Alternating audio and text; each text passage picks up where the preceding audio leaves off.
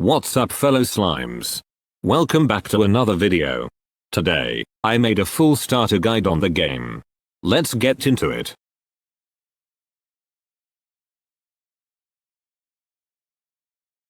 When you first download the game, you will probably not have any problems understanding the game.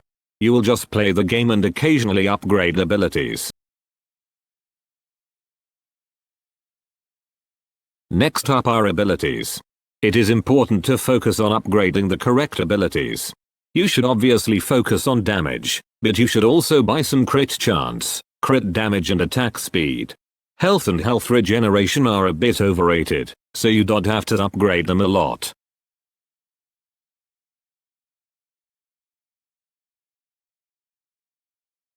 In this game, you can summon items for gems. Items will boost your overall strength by increasing damage and survivability. You should always try to spread summons equally on all item categories. Every item gives a buff when you equip it, but it will also give you a significantly lower buff by only having it in your collection. That way, if you unlock many different items, you can also get a decent buff. First, we have equipment, which is by far the most basic form of items and it is also the first you will unlock. From the beginning of the game, you will be able to summon equipment. Usually, the first best weapon is the Crystal Scepter, obtained from day 1 of the 7-day login rewards. It is the best rare weapon, and epic items require summoning level 3 to obtain. After that, you will unlock epic items, and later legendary or mythic ones. Next up, skills. Skills are a bit more complicated than equipment, but it won't take long to understand them. While progressing through the stages, you will unlock more and more slots for skills. The best first skill to use is Magic Coin, but when unlocking the second slot, you should use Rage and Lightning Strikes. Upon getting the third, I recommend using Rage, Hydra and Goblin Troops, but whenever you get an epic legendary skill, equip it right away. One more thing, never, ever, in your whole life, replace Rage. It is so good that you should always use it, no matter the rarity. Last but not least, companions. They are less complicated than skills, and are overall like equipment. Final tip.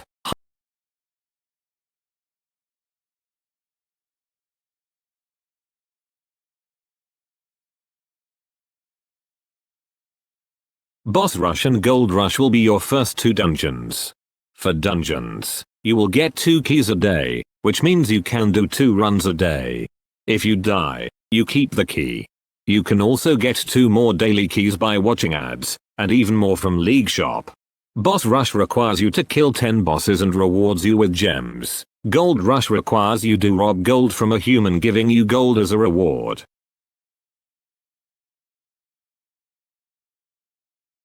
The Slime Pass is a battle pass like in any other game with 30 tiers. The premium tier costs a little less than $10.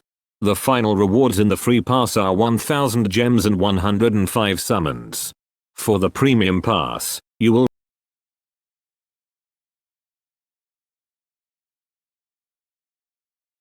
Slime League is an event that happens in periods of 3 days. You will defeat bosses to get trophies and league points. With trophies, your ranking will be determined. Out of 15, the best few will be ranked up while the worst ones will be ranked down. If you're somewhere between these two, you will stay in your league. The best 3 players will get a treasure chest with league points and gems.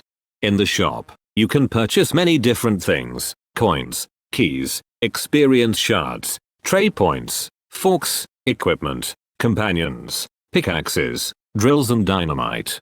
You probably only know what half of these things are, so I will get to that now.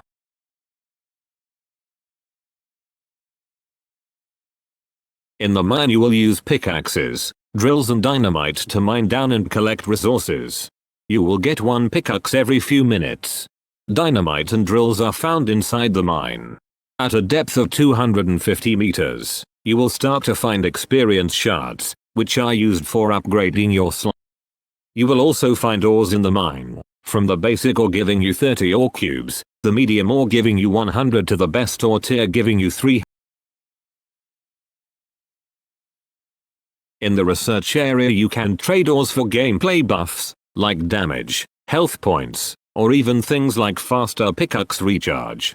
There isn't much else to say about this, so I will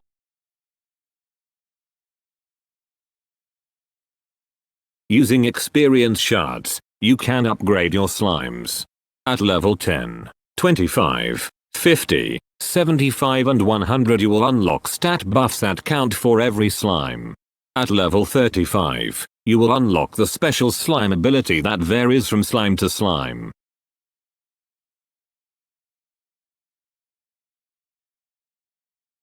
For every level up you get on a slime, you will earn 1 mastery point. You can spend them in the mastery skill tree. They range from more damage to more time on bosses. If you're at the second split up, go right first. At the third, go left.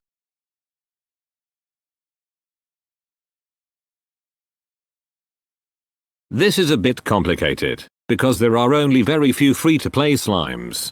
For free-to-play, Astrias are by far best. For premium slimes, Kroby is the best. However, if you're watching this during the Dragon of Volcano season, get Ignis instead. He is even better than Kroby. Blessings are a very simple aspect of the game. There are 3 blessings: damage, coins and skill cooldown. You can activate a blessing for 20 minutes by watching an ad, and for every activation you get 1 blessing XP. Every 2 XP, your blessing will level up. There is also the VIP blessing that gives you permanent buffs based on how many ads you have watched. Last but not least, there is also the blessing of the fairy, which reduces your skill cooldown even more. However, this one is only obtainable from flying boxes.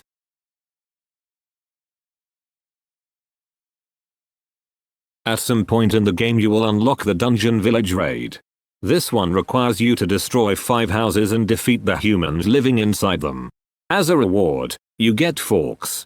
Forks are used to buy and upgrade relics. Every time you buy a relic, it will be a random one from the slot of relics you are currently at. The first relic costs 10 forks, the last one costs multiple trillions of forks. Relics give all kinds of buffs, from general damage to damage based on your companions, reduce skill cooldown, skill buffs, etc. etc. If you combine them correctly, they can be very strong. Just like equipment, relics also give you an owned effect buff. This affects damage and health points, so you should level all relics up, even the ones you don't have equipped. The next dungeon you will unlock is Dwarf King. In this one you will have to attack the Dwarf King, and the more damage you do, the higher your loot tier is. The rewards are items from common to epic, depending on how much damage you do, and also tray points. Trays will give you an effect while you own them. You can reroll them if you want better trays, which costs tray points. The more trays you want to keep before the reroll, the more tray points a reroll costs. The best trays are damage, skill damage, and companion damage. If you get any trays other than these, reroll. When you first unlock them, you should keep everything with A quality or above, but later on, maybe around the middle of very hard, you should only keep double S trays. Trays also have this colored icon on them, called synergy. If you own multiple trays with the same synergy, you get extra buffs. Hydra is the best one, all others are useless. If you get one of the 3 good trays with double S quality, keep them, no matter the synergy. It is recommended to collect many tray points, like at least 5,000, and then do one big reroll.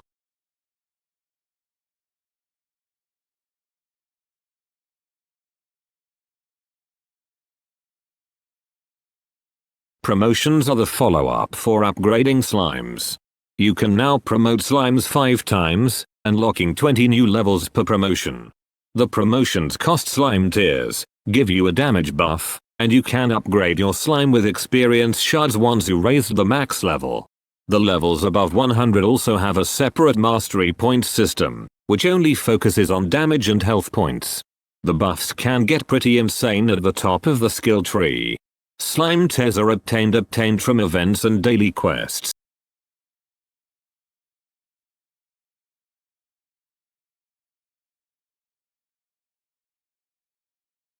This is the last dungeon in the game. Completing it will give you a ring with a variety of buffs. Here, you will have to do 15 fights and get to choose between 3 fights, each giving you a different buff on your slime, or on your ring. The Legion buffs from best to worst are grade increase, skill and companion damage, boss damage, crit damage, health, cooldown, evasion, gold, speed. You should try to reroll the fights every single time until you get an S ring. You should always try to balance general, skill and companion damage equally. The best skill buff possible is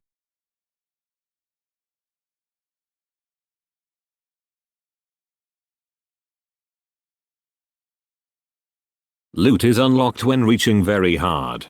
You will first have one building that produces a bronze currency. After a few hours, the storage will be full and you have to collect it. Every time you get any currencies from buildings, you will get loot XP. The higher you'll get in your loot level, the more buildings you will unlock. Later on, you will also produce silver and gold currency. The currencies are used to buy treasures, which works just like relics, but they give other buffs. I will do a video on both relics.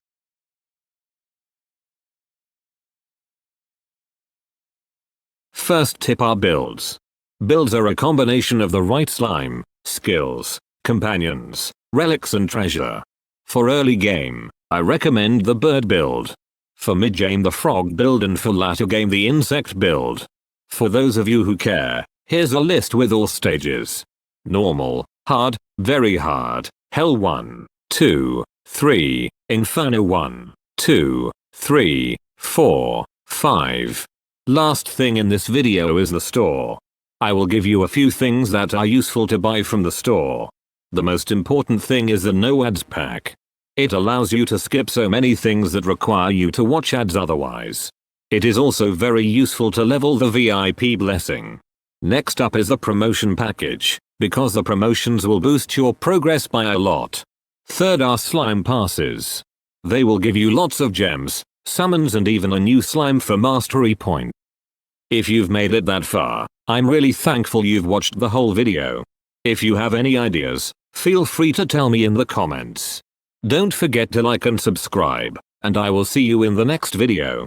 Have a nice day, fellow